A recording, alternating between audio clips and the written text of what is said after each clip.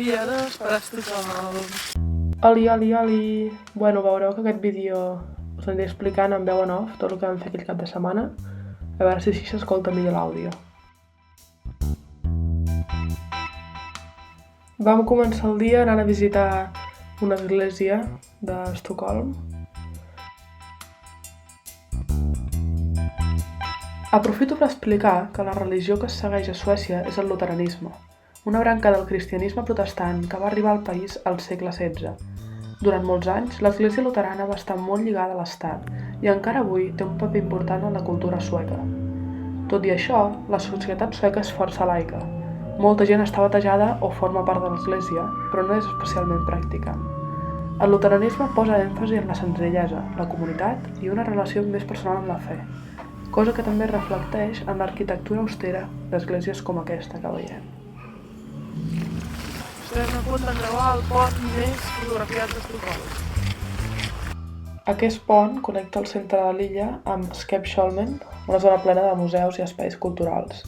El que més crida l'atenció són les corones daurades dels fanals, tot un símbol de la ciutat. És un pont del segle XIX i, a part de la història, és un lloc perfecte per aturar-se, mirar el pont i gaudir del paisatge.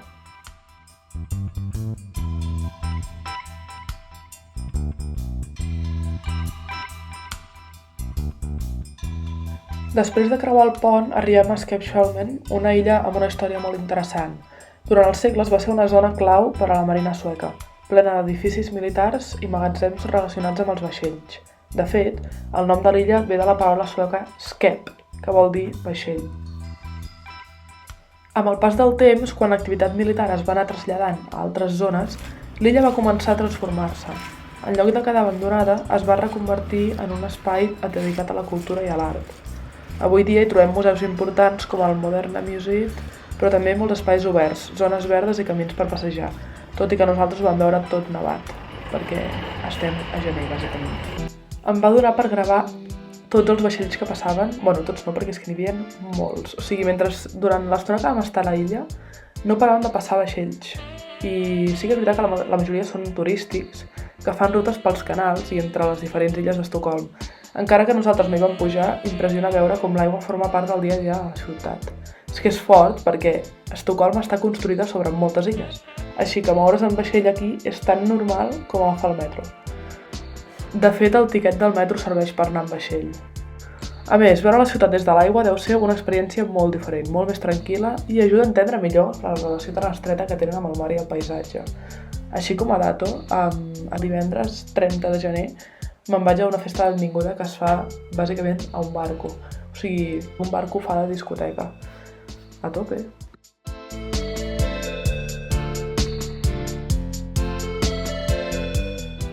I just al final de Skeppsholmen, gairebé sense adonar-te'n, arribes a una altra illeta encara més petita, Castellholmen.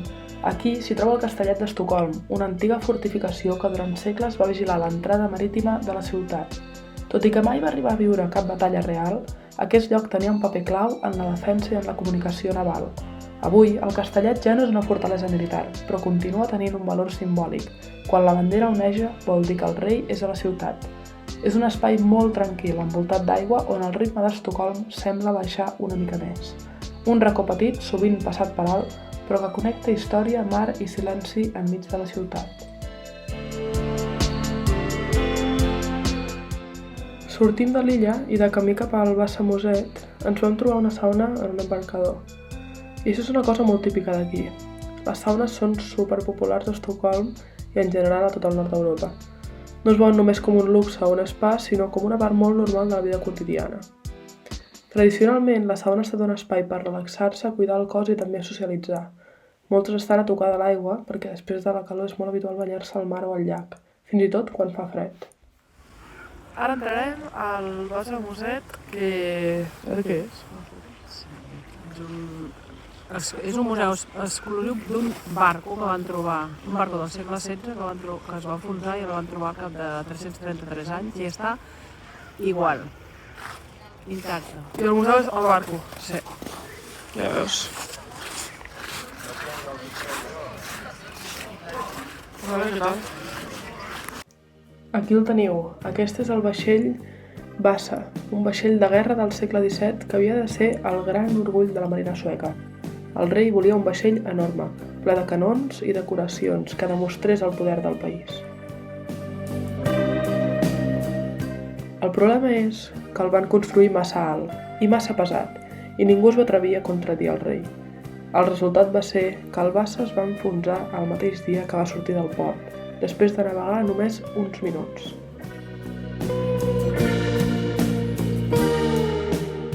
El més sorprenent és que el vaixell va quedar al fons del mar durant més de 300 anys, fins que el van recuperar al segle XX. Gràcies a les condicions del mar Bàltic, la fusta s'ha conservat de manera espectacular i avui es pot veure gairebé tal com era originalment. Tot el museu està construït al voltant del vaixell i quan entres et fa una mica d'impacte perquè és enorme i molt detallat. Més enllà de la història del naufragi, el Vasa explica molt bé fins a quin punt l'ambició, el poder i les presses poden acabar en desastre. Però també com la història pot arribar fins a nosaltres segles després.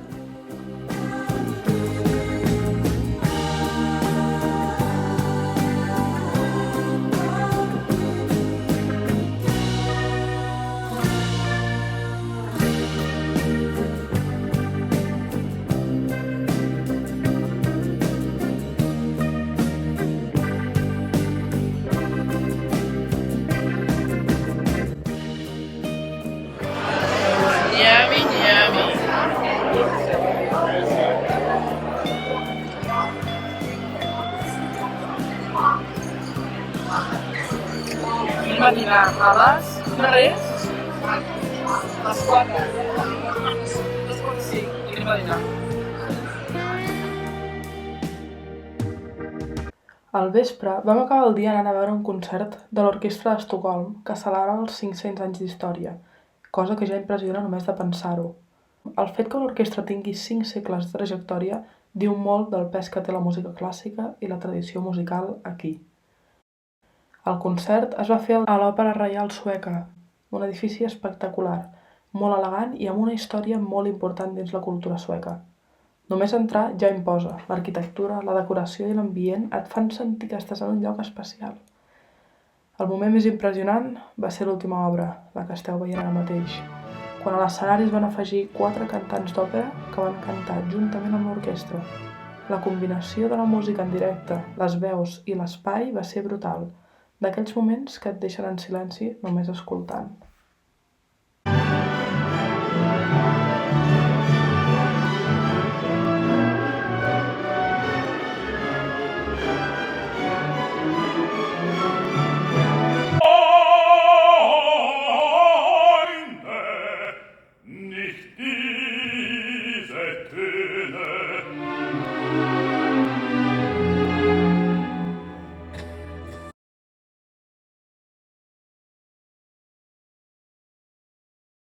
L'endemà al matí vam anar a veure la catedral d'Estocolm, situada al centre de Gamla stan, al nucli de la ciutat.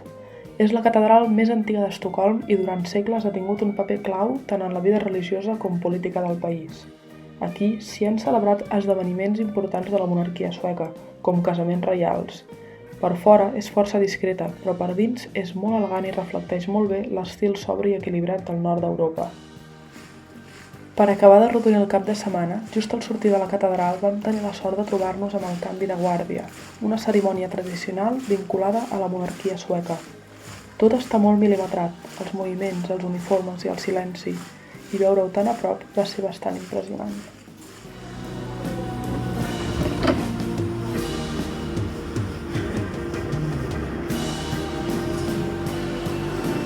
Adéu, mama! I així és com ens vam acomiadar.